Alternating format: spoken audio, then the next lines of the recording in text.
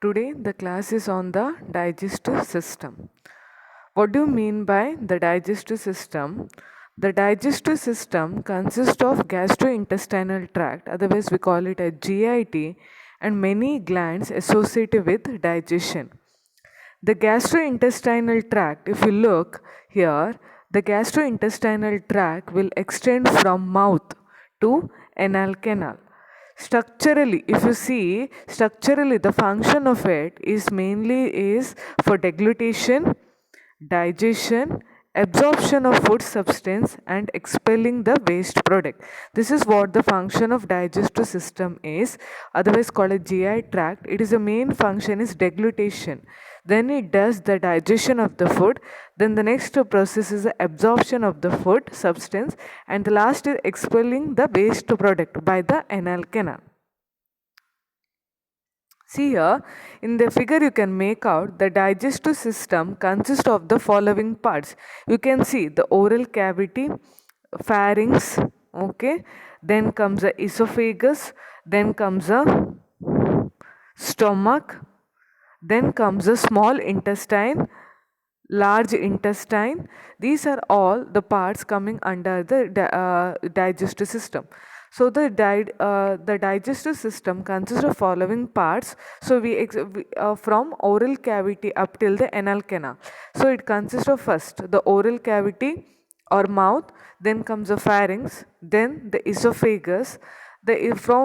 Food from the esophagus will go into stomach. From the stomach, the food will go into the small intestine. From the small intestine, the food will pass through the large intestine. So we'll go into detail of all these parts of the digestive system. Okay, first you can see in the figure here, this is of the mouth you are looking. So the mouth consists of, you can see here, this is a teeth. You can see the tooth there.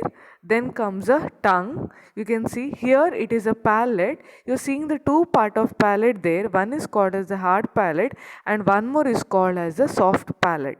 So these are the things you look into in the oral cavity.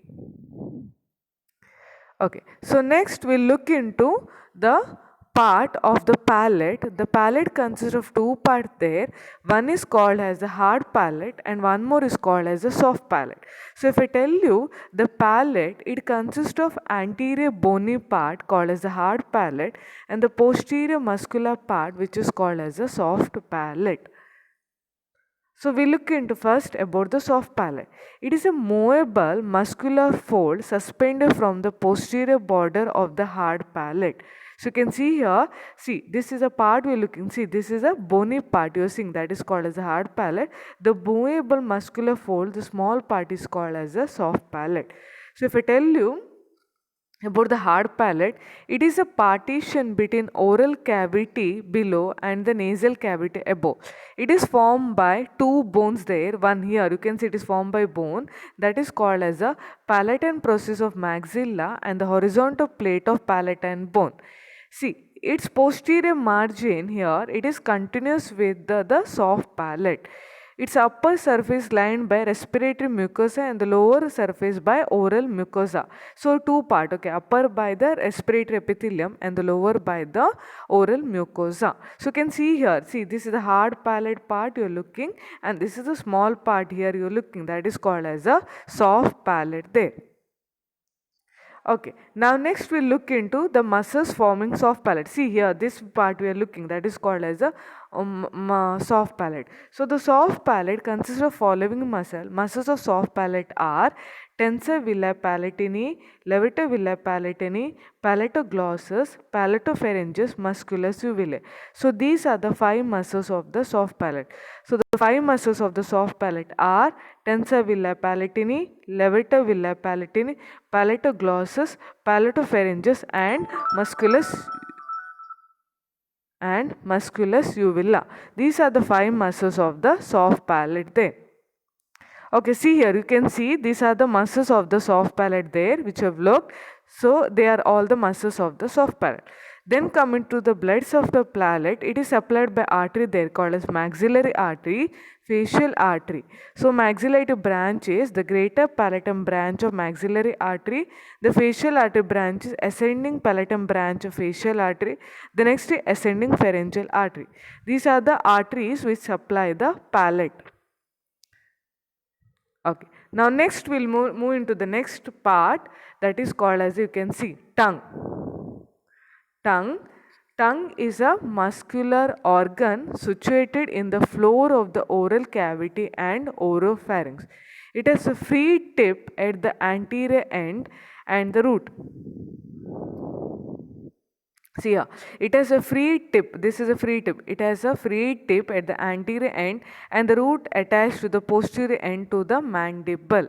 It has a dorsal and ventral surface. The ventral surface confined to oral cavity and is connected to floor of the mouth by a frenulum. So this is about the tongue. Then if you look here, what is the function of the tongue? The tongue performs the following function. One is taste. You know the different form of taste: bitter, sour, sweet, salty. Everything is done by the tongue. So the tongue performs the following function. One is the taste. Speech, it help in the speech. Mastication, that is a food, help in the chewing of the food. Deglutition, help in the swallowing. Barrier function, like any microorganism and all, it will prevent it in from the going into the into the esophagus and all. Jaw development and thermal regulation. Thermal regulation, if you want, you see a dog, you can see it will be patting up all the time. That is for the thermal regulation purpose. Okay, so if you look here, see, this is about the tongue. You can clearly see this is a tongue. If you look, see, we are talking about the part of the dorsum of the tongue. So if I tell you, the dorsal surface is divided into, if you see, this is divided into anterior 2/3 and posterior 1/3. So you can clearly see that the dorsal surface of the tongue is divided into anterior 2/3 and posterior 1/3 of the 1/3 by a V-shaped sulcus called as sulcus terminalis. The mucous membrane of anterior 2/3 present. You can see here all the conical projection there. So these conical projection are called as a papillae. So anterior 2/3 of the tongue, if you look in a tongue, you can see the tiny there. The all that water seeing the red color part, they're all the papillae there. You are looking about the papilla. So see here, the dorsum of the tongue is divided in two parts, anterior 2/3 and posterior 1/3. The anterior 2/3 consists of the conical projection. Whatever the conical projection looking, they're all called as a papillae. Okay, next we are looking about the muscles of the tongue. The muscles of the tongue are classified into type intrinsic muscle and extrinsic muscle. So the intrinsic muscle are superior longitudinal, inferior longitudinal, transverse and vertical. Then extensive muscles are genioglossus, hyoglossus, styloglossus and palatoglossus. These are the classification of the muscles of the they are classified in two groups: intrinsic muscle and extrinsic. Intrinsic are superior longitudinal, inferior longitudinal, transverse, vertical. Extensive muscle genioglossus, hyoglossus, styloglossus and palatoglossus. Okay, see, these are what the muscle you are looking. You protrude, you put your tongue out, no? That is done by the muscle there. The muscle what you are looking here, the fan shaped muscle what you are looking this is called as the genioglossus. This one is called as the genioglossus. Okay, see, you can see here the extensive muscle of the tongue. If I tell you, see, glossus means tongue. So it is taking the origin, see, it is taking origin palate and going into tongue. So palatoglossus. So next, styloglossus. It is taking origin from styloid process and getting inserted to tongue. So it is called as styloglossus. Hyoglossus, taking origin from hyoid bone, getting inserted to tongue.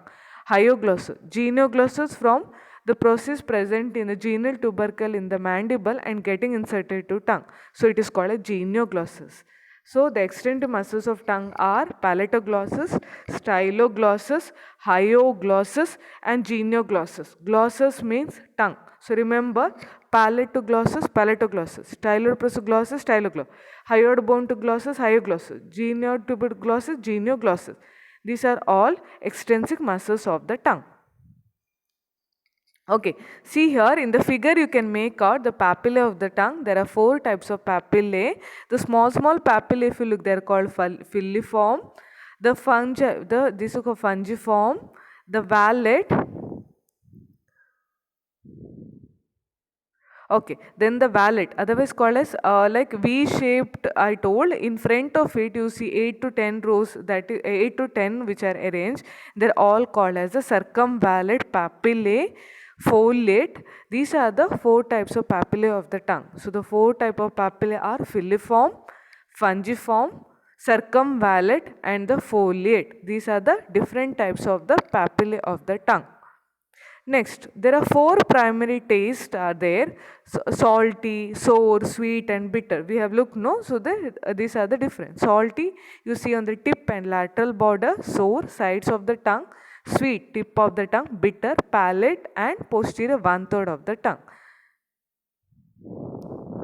Okay, next, so if you look the tongue, it has got the muscles of the tongue are mainly supplied by a nerve, that is a nerve called as a hypoglossal nerve, except one more, palatoglossus. Okay, the palatoglossus are supplied by cranial part of accessory nerve through pharyngeal plexus. So remember, all the muscles of the tongue are supplied by hypoglossal except palatoglossus, which is supplied by other nerve, that is called a cranial part of accessory nerve.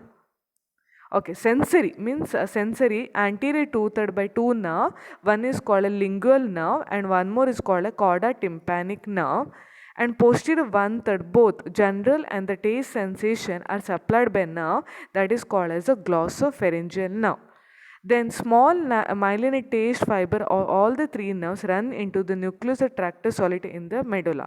So remember, anterior 2/3 by 2 nerve, lingual and chorda tympani nerve, posterior 1/3 is by the nerve called as a glossopharyngeal nerve. This is a nerve supply to the tongue. Okay, clinical feature. You can see here frenulum is short, means if you see the short here, that is called difficulty in cleansing food away from teeth and vestibule.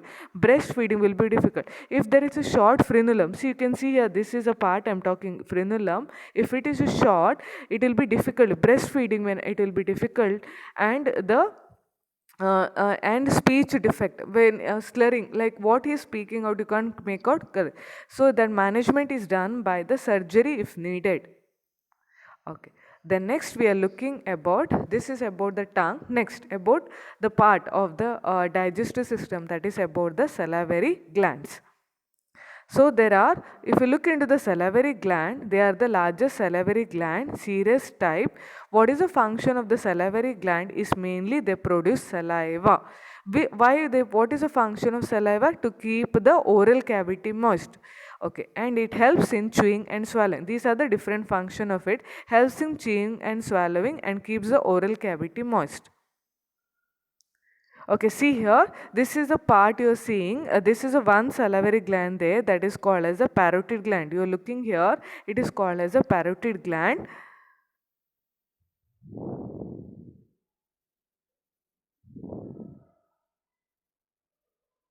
Okay, parotid. Parotid means, para means on the either side, okay, of the ear you see parotid. Facial line space forms a mold or bed. See here, it is like inverted shape, inverted 3-sided pyramid. So if I tell you, this forms the apex, this is a base, and there are 3 surfaces and 3 borders. The sharp end, whatever you see, they are called borders, and the surfaces. So it has got apex, base, 3 surfaces and 3 borders. So it is like pyramid. How you look the pyramid, no? The same way the shape is like pyramidal in shape. Apex is directed downwards, base upwards. And it has got coverings, okay. 2 capsule are there, inner true capsule and outer false capsule. True capsule is formed by condensation of fibrous stroma of gland. False capsule is by investing layer of deep cervical fascia. Okay, then there are some structures passing through parotid gland, so they are called as from outside in facial nerve and its branches, retromandibular vein and the artery called as external carotid artery. These are the structure which passes from it from outside. Nerve, vein and artery. Facial nerve, retromandibular vein and external carotid artery. So see, in the figure you can make out here how the structure passing through the parotid. So here you see, this is the branch of the facial nerve you are looking there.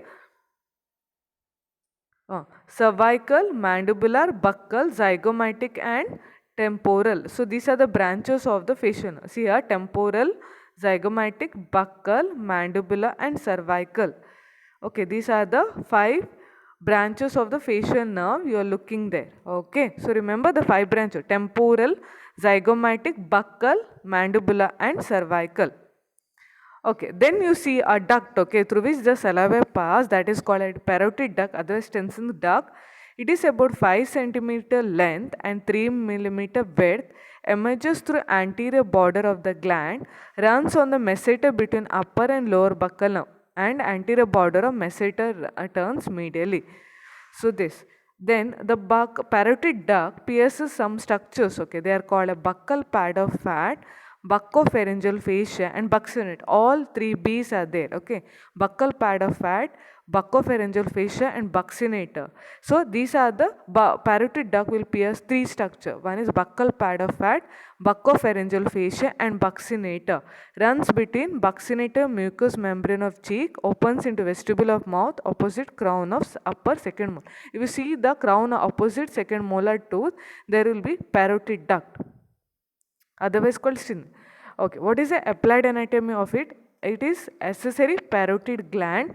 If there is a present accessory mumps, okay, parotiditis or okay, abscess in the parotid gland, scilography of parotid duct, blockage of parotid duct, Fraze syndrome, mixed parotid tumor and parodectomy. So when they remove the parotid duct, they have to be very careful because there will be 3 structure lying beneath it. I told you the facial nerve, retromandibular, external carotid artery will lie immediate below it. So when they do a surgical procedure, they have to be very careful. Okay, then mumps of the parotid gland will be very painful because if you see in the capsule, it is very adherent. Okay, so because of this, the mumps will be like it will be the pain, very painful condition.